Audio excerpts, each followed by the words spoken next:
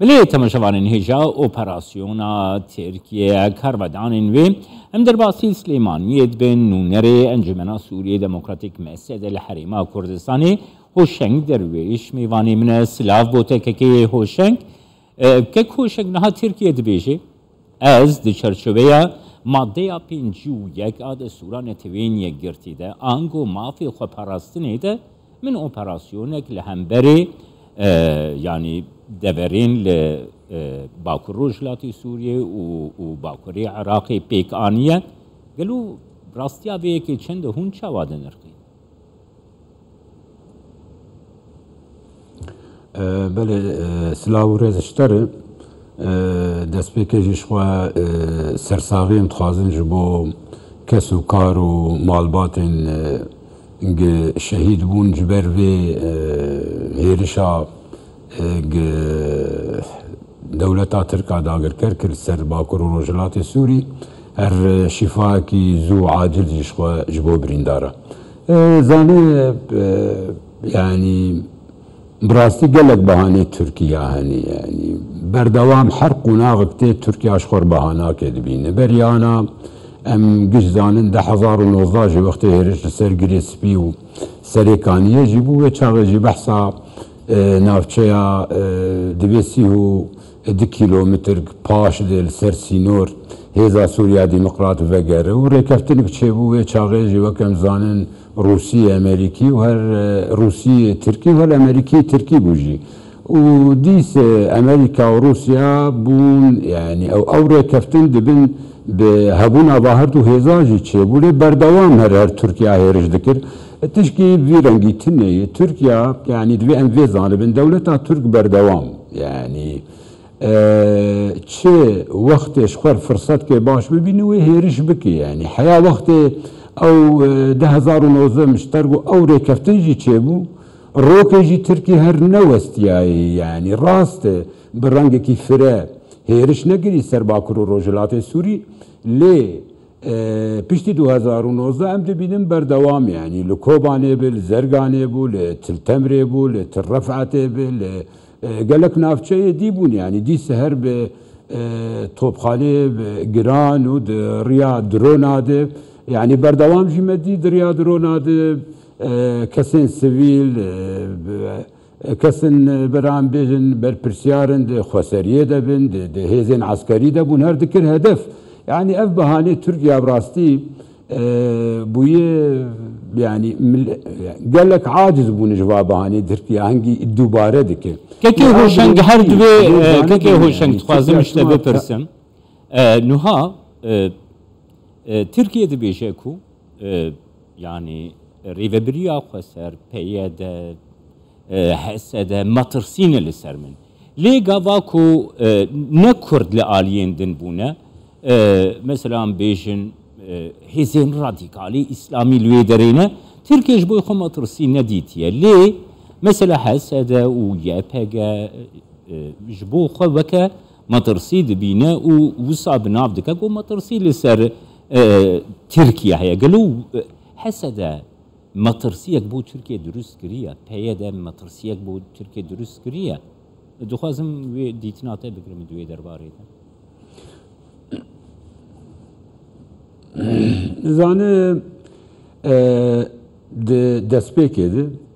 ez bê Tirkiya jî zanê Amerîka jî zanê Rûs jî zanê û gelek hêzên navdewletî û hêzên herêmî jî zanin.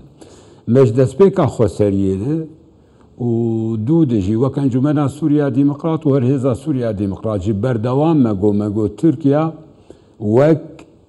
dewletek cîrana me ye em dixwazin alaqatên me têkilîn me gelek normal li gel Tirkiya hebin li ser asasên berjewendiyên havbeş. Her li ser astên siyasî her li ser astên askerî berdewam em lêdwanên vî rengî hebû yani ev lêdwan li ser astên ragiyandinê û gelek daniştinên fermî jî li gel hêzên herêmî û hêzên navdewletî jî bûne. Lê eger em bala xwe bidin siyaseta Tirkiya beramberî Bakur û Rojhilatê Sûrî û Rojava bi taybet ji destpêka yekê şerê serêkaniyê heyam digiyan Kobanê heyam digiyan Reqa heya ev hêrişê dawî jî wek em zanin gil ser hepsa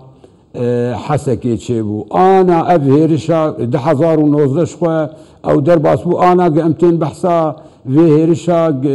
دوب شف بيرابويه وام بدها جبون الشهيد السيفيل وكسن عسكريين وكسن سيفيلن براستي تخطريا نبيدي ونبا خسريه ونهزا سوريا ديمقراط لسر تركيا تنينا تركيا دوي مسألة زلالة أنا أقرم دقتي بدن أفهرش أقنها بيرابوية أفهرش خود كبي برجواندي أكي أفرسياركي يعني أنا تفهرش تقازت شيء أو آرامي وآرامي أقد باكر رجلات سوريا تتخواز تيك بدن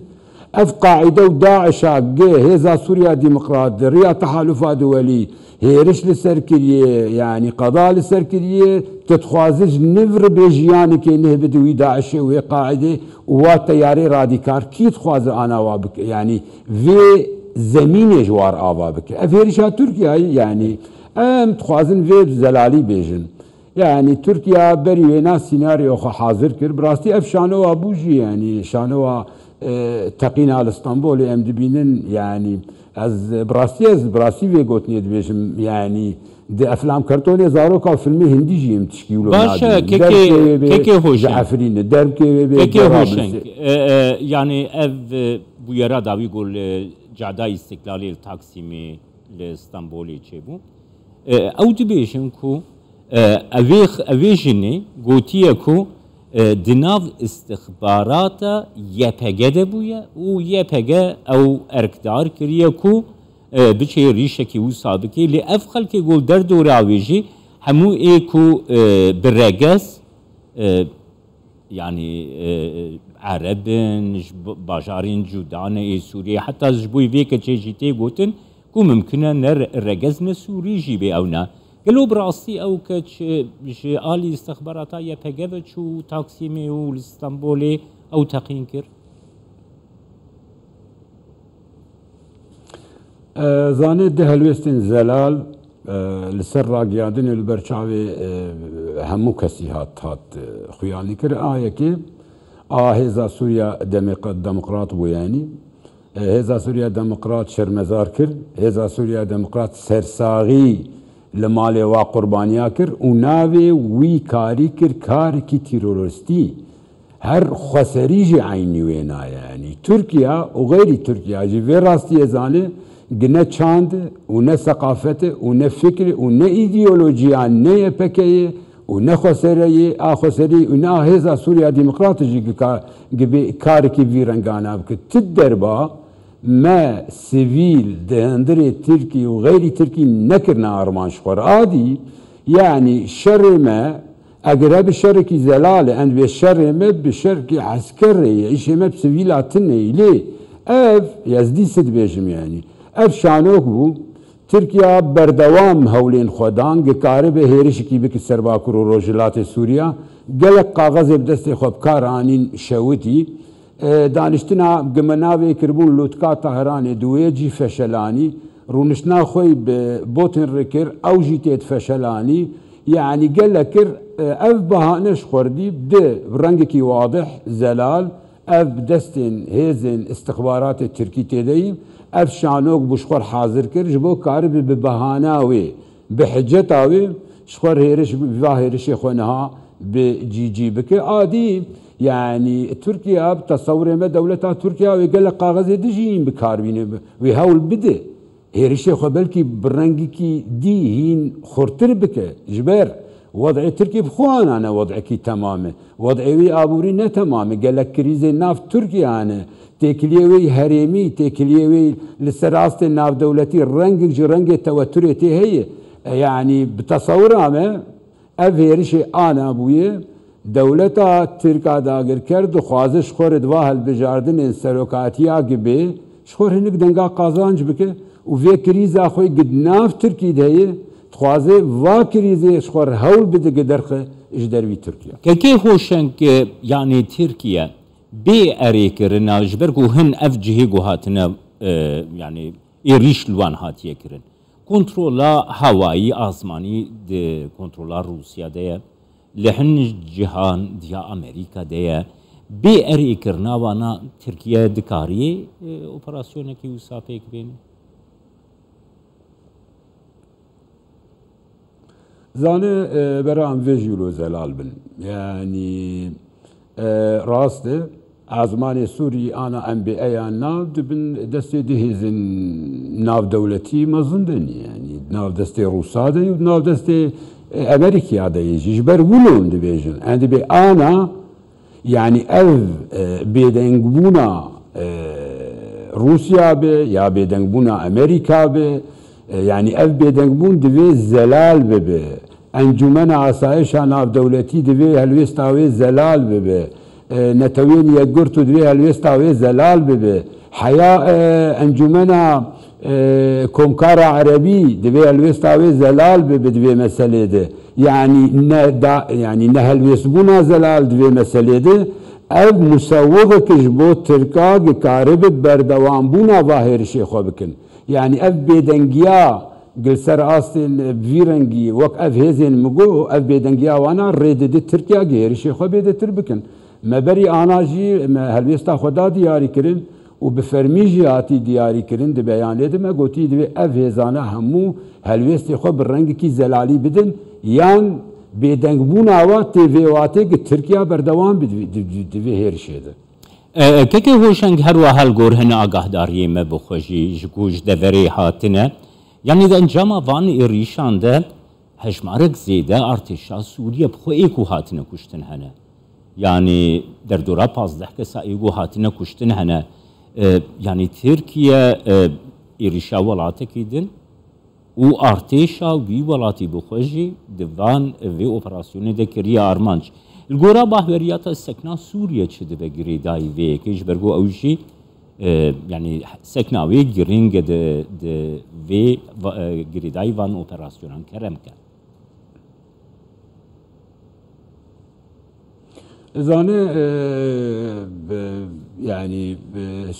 سوري جي حيانها وك محمد زانن هونجي مراقياندن نشخو هونجي متابعات كنت هلويستكي حيانها رژیم سوری برانبری